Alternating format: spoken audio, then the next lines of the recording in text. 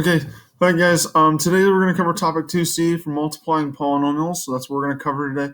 Today's materials you're going to need is paper for the lesson log, pencil, calculator, and then once you get those things out, go ahead and get the start on these bell ringers and try these bell ringers out. So simplify the following expressions.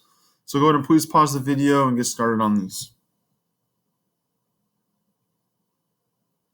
All right, now that you've tried these out, remember these are on your lesson log for topic 2C.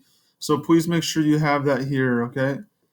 Please make sure you have this as your lesson log, all right? For topic 2, so here we go. So for A, you should be like, oh, this is the distributive property. This is what we did at the beginning of the year. So you're going to do 3 times 6x and 3 times a negative 5. 3 times 6x is 18x, and then 3 times a negative 5 is a negative 15. And then you'd be like, oh, B is the same thing. I distribute, I multiply everything on the inside of the parentheses times a negative 4x. So I draw my arrows over. Well, negative 4x times a negative 3x, well, negative 4 times negative 3 is a positive 12. X times x is x squared. That'd be the first term. And then you'd be like, oh, negative 4 times negative 6 is a positive 24. And only the negative 4 had an x, so it's just going to be an x. And this is what we did at the beginning of the year. This is the distributive property. And this is how we were solving these. Now, you might be like, well, Mr. Graber, you showed us another way you could do this. Yeah, there is more than one way you could solve these. Another way that you should have seen in one of the videos earlier this year was they built rectangles. Okay, it was actually Miss Whiteside on the video, but she built a rectangle. She said, oh, what if I make this side length 3, and on this side I make the length 6x, and then I break it up and I make it a minus 5. Okay. That would work. This way works because you still do 3 times 6x, which is 18x, and you still do 3 times a negative 5, which gets you a negative 15, which still your answer then goes out to be 18x minus 15. And the same works for B here. I could do the same thing for B. I could put a negative 4x on the one side as the length, and then I could break it up as a negative 3x and a minus 6. And you would still get 12x squared and then a positive 24x in there. Okay. So this is another way that we were doing these, that you can do these, and we call these generic rectangles. So make sure you're writing all this stuff down, you guys, okay? Because this is what we're talking about, generic rectangles. And this is the method we're going to use to multiply polynomials, okay? That's how we're going to multiply polynomials. Now you might be like, well, what's a polynomial? Well, a polynomial is multiple terms that are being added and subtracted together. So negative 3x minus 6 is a term, or is a polynomial. Negative 4x is a polynomial. So we're just having one. This is what we call when we have multiple terms being added and subtracted together. Okay, 12x squared plus 24x is a polynomial. Okay, you could start with that. Okay, so that's where we're talking about. We're going to end up multiplying polynomials. Now, these are already multiplying polynomials. A and B are already examples, but we just have a polynomial with just one term in here. So that's just, we call it a monomial, but that's where we just use the distributive property. Today, we're not going to be able to use this distributive property. After we get to these bigger ones, we start having 2 of these things. So now, the key thing with these is, we got to think about there's one more thing I need to point out here. And when you are multiplying polynomials, and remember, we have that multiplication symbol between there, we call this the product. Okay, so this is going to be very key for this lesson. We call this the product. And after you multiply it out, we call the entire thing, I'm going to put it here in blue, the entire thing that we get is the sum. Okay, so the product and the sum, and you know we always had that equal sign between there. So today we're going to be we're going to be given the product, okay, and we're trying to figure out what is it equal to as the sum. All right, so that's what it is. The product is equal to the sum. Okay. So I'm going to scroll down here. Part of that, my dog is not happy with some people in the hallway at our apartment building. All right, so looking at, we're going to go right into A. We'll just start with A. So we're still trying to figure out the product and the sum is equal to the sum. That's what we're trying to do, okay? Because we are trying to figure out what is the sum and what is the product. So these ones, the rectangles already built for us. So for the product, we need to look at, the product was length times width. They're rectangles, length times width. So we need to look at what is the length, so one side, times what is the width of the other side. So if I were to write this out, my length, I just have a 3, so it's going to be 3 times my width, which is y, and then there's a plus 5, so we put that in parentheses, y plus 5. And that is the product for A. Now let's go look at C. The product for C is still length times width, so I'm going to circle those, okay, and I'm going to label them here. It's still length times width. And our length here, I'm going to put in parentheses, because that's how we like to use it. We don't like to use the dots for multiplication. We want parentheses, is x plus 5. We just put those things together, and we use the signs that are given to us. If it was a minus 5, we would have wrote a minus 5 instead. And that's going to be times 2x minus 3 for the width. We just combine those things together, and those we put them in the parentheses. So those are the products for those. Okay? So what I want you to do right now is I want you to pause the video, or I want you to go to D, and I want you to write the product out for D. So write out the product for D.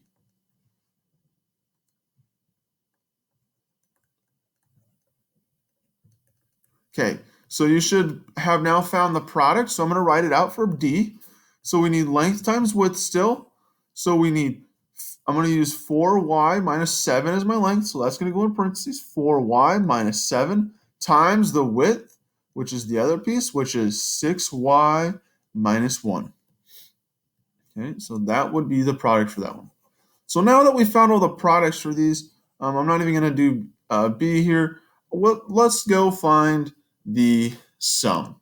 So to find the sum, you're just going to take each little segment of the box and you're going to multiply by what those are labeled as. So the first one here, you can see I have it labeled or highlighted in blue, is it's 3 tall and it's y long. Now, we're finding area here. These are also called area models, okay? But so we need to multiply. So 3 times y. Well, 3 times y is just 3y. And then to find the next one, we look, oh, how tall is that piece? Up and down, and that's 3 still. How wide is this section of the rectangle? And there's a little box there, and that's 5, and it's a positive. So we should, oh, what's 3 times a positive 5? Oh, that's 15. Okay. Do not add. You must multiply on these because we were finding area. Area is the key. That's why we were multiplying. Well, now that you've got everything in these, this is just like we did at the beginning here, combining like terms.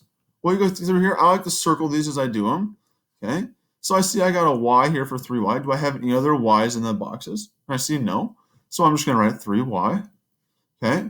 And then I see, oh, there's just a lonely 15 here. So then I'm just going to write, and it's a positive, so I'm just going to write plus 15. And on this one, you could distribute, okay? And you should get the same answer, but that is the sum using the generic rectangle. Okay, now let's look at C here. So looking at C here, I'm going to start, I like to just start at the bottom left. So that's where I'm going to start. I see the first box is x tall, and then going across is 2x. So I'm going to do x times 2x. Well, x times 2x is 2x squared. Okay? X times x is x squared, and then there's just a 2 out front. Now looking at the next box, you can see as I highlight these, it's x tall, and it's a minus 3 over. So, well, you do x times a negative 3. X times a negative 3 is just a negative 3x. It doesn't matter which order you guys go through these boxes, but you must hit them all. This is just how I usually do it. So then I'm going to start at the top, and I see there's a plus 5, and then it's go over, and it's 2x over. So I'm thinking, well, what's 5 times 2x? Well, 5 times 2x is 10x. Okay. In our last box here, I see it's still 5 up and down, but then now it's a minus 3 over. So we're going to do 5 times a negative 3. 5 times a negative 3 is a negative 15. Okay.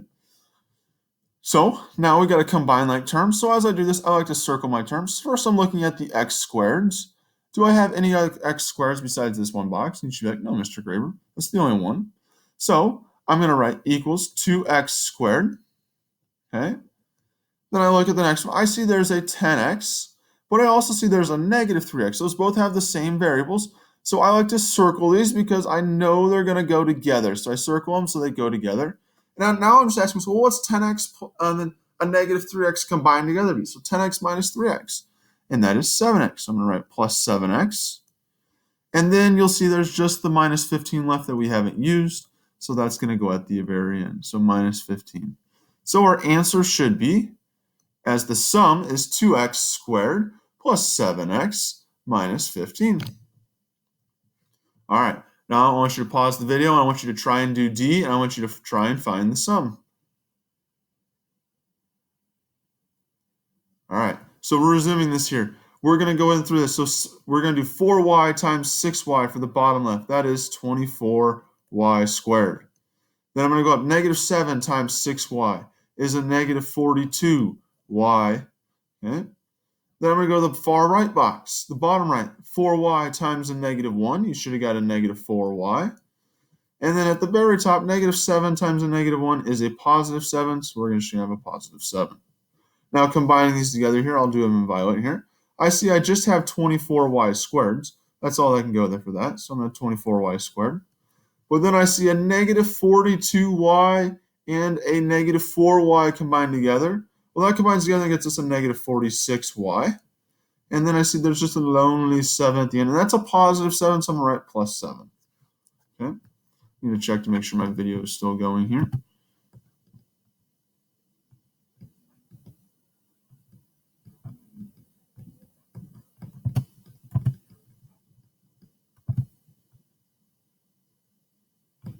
Okay, I just want to make sure my video is still going. I thought it stopped here.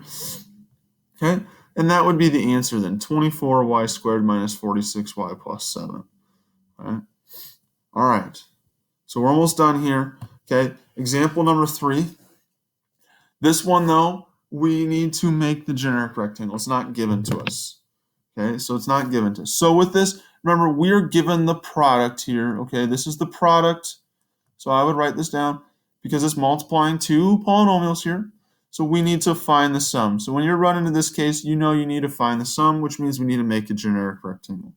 So here's how we're going to make a generic rectangle. So you need to be doing this with me on your note, on your lesson log. Make a big L, okay? Make a big L to start. Label these length times width. I'm going to put the length going up and down and the width from side to side. Every time I see a plus or minus sign, I'm going to break it apart and I'm going to put a tally in between the two. So starting up, I like to start in the bottom left. It doesn't matter where you start these at. Just make sure you go the same way throughout the entire thing. So I'm going to put an X down in the bottom left, and then I see a plus sign, so that means I'm going to put a tally. Okay. Then I see there's the plus 5, so now make sure you write the plus sign, but you're going to write a plus 5, and I see that's the end of it, so I'm going to put a tally. So I broke it up by those two. Okay, that's the entire length, so now I'm going to go on to my width. Okay, so I'm going to do the width here. I'm going to put a 3x, and then I'm going to put a tally. Okay. And then I'm going to see there's a plus 2, so I'm going to write the plus 2. Notice I write my plus sign every time or my minus signs. Okay, and then I'm going to put a tally. Now, once you got everything filled in here, you're going to make your rectangle, so fill in your boxes, fill your lines through. Okay, it doesn't have to be perfect. All right, you don't have to use your entire L. That's fine, but make it big enough to write in. Okay. Check yours to make sure it's the same as mine. And now I want you to try and find the sum by yourself. Okay, so resuming the video here. Now we're going to look at, okay, so I'm going to look at the bottom left box first. X times 3x. X times 3x. Well, x times x is x squared, and then there's just a 3, so that's going to stay out there. So 3x squared is that bottom left. I'm going to go to the bottom right one now. It's x tall, and it's 2 over. It's plus 2, so we're going to do plus 2 times x, which is a 2x. Okay. I'm going to go to the top left box now. So I have it's a plus 5 tall, and it's 3x wide. Well, 5 times 3x is 15x. Okay. And the last box is it's plus 5 tall, and it's 2 wide. Well, 5 times 2 is 10. Okay, make sure you're multiplying all these. Now we just need to combine like terms. So going through here, I see I just have a 3x squared. That's the only thing with x squareds in the bottom left. So I'm going to put a 3x squared in my sum. And then I see I have a 15x and a 2x that are the same for the variables. So those combine together, 15x plus 2x Well, that's a plus 17x. And the last one is just that lonely 10 now, so then we just have a plus 10. Okay? So the sum we should have got is 3x squared plus 17x plus 10. Okay? Now, I want you guys to try and build your rectangle for example number 3, and then resume the video. Okay, so building my rectangle here now in example number 3, you should have made a big L to start, okay? And now going through this is, I'm going to say 5w minus 2 is my L, and the big part, this 3, 1 is my W. So starting on the left, I'm going to put 5w in the bottom, because I saw a minus sign, so that's going to break it apart and make my tally. And then I see a minus 2, so I'm going to put it as a minus 2 above that, and then I'm going to put another tally. For my width, this one has 3 of them, so I got to make sure I'm really careful here. I see 3w squared minus, that means that minus is going to break it, so I'm just going to have that 3w squared in the first tally. Then I'm going to have a minus 3w, then I see a plus sign, so that's going to break that apart as my next tally.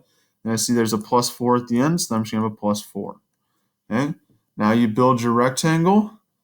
Okay, go through here, build your rectangle. This one's a little bit different. It's not going to have 4 boxes, it's going to have 6 boxes. Okay, so you got to be careful while multiplying this through. But you still do the same process. 5w times 3w squared for the bottom left, which would have got you 15w squared cubed. The next one, in the bottom middle, 5w times negative 3w. Well, that's a negative 15w squared. Okay, and so on and so forth. I think you guys can finish this one out. Okay, but I'm not going to give you the answer for this one because we're going to talk about more of these later on. Okay, so please read the rest of the directions that are posted on Canvas now.